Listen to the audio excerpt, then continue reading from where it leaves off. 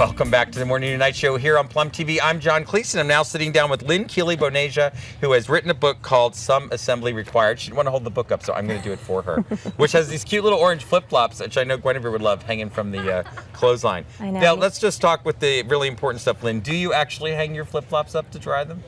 I do. I have all different colors though, so they look, you know. So it's always a set. Yeah, and like 4th of July, I just put the red, white, and blue ones up, so I change it, yeah. That's cute.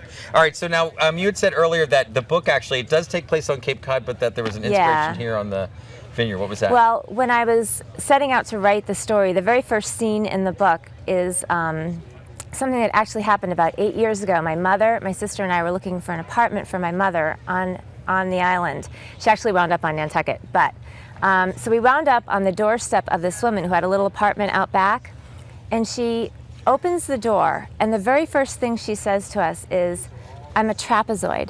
Like, she didn't say hello, she didn't say, you know, and so in the book, that's like the very first thing that happens, because this woman is kind of, my main character is starting over, looking for an apartment on the Cape, and it was just so bizarre. She was talking about her land, like, you know, but there were so many things about her and the scene and how she looked. She was just kind of this eccentric, kind of crazy person, but I loved her. And so I just put that in my writer's notebook, you know, and then when I actually had to start this novel, it was in a class, actually, that I started it in graduate school.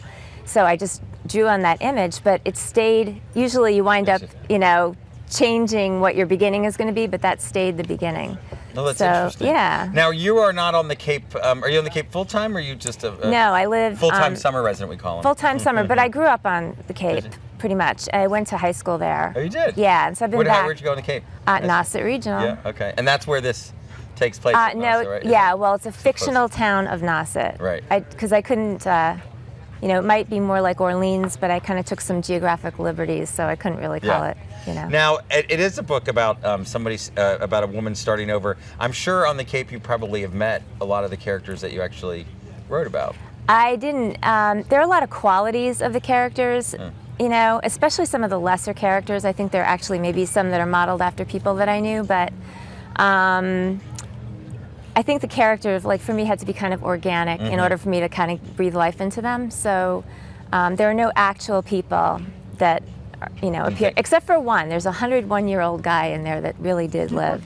But it's interesting why there are people, though, that gravitate to sort of small, you know, seacoast towns to start over, which it's such an interesting phenomenon. I mean, they're here. I just think it's because it's beautiful, and they just find some peace here, and it's kind of like the dream to be able to start over in a gorgeous place, you know? Do you think they end up regretting it? I don't know. It's hard, you know, year round. It is a hard life. I'm actually facing something similar. I'm going through, I'm contemplating going to the Cape full time when my son gets out of high school.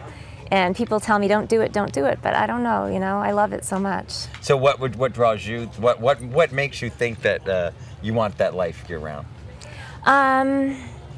For me, it's a huge source of inspiration, like, creatively. I mean, I really draw a lot off of nature. I write better down here. I just, you know, I'm really happy down here. It's my happy place. Right. If I'm stressed out around Boston, I come here, like, you know, and I chill. Yeah. And that's nice. Well, what we always say is interesting is, you know, it always changes when you move into your weekend home. Yeah, exactly. It's not that same sort of thing. It doesn't necessarily mean it's bad. It's just different. And just the small town, like, you know, the whole gossip scene, and, you know, little claustrophobic there. No, I'm saying that could be difficult. That could be difficult. Yeah, you definitely have to mind your P's and Q's when you're out there, you know, talking around. Better off in a big anonymous city. Yeah, exactly. You can get away with everything. Exactly. So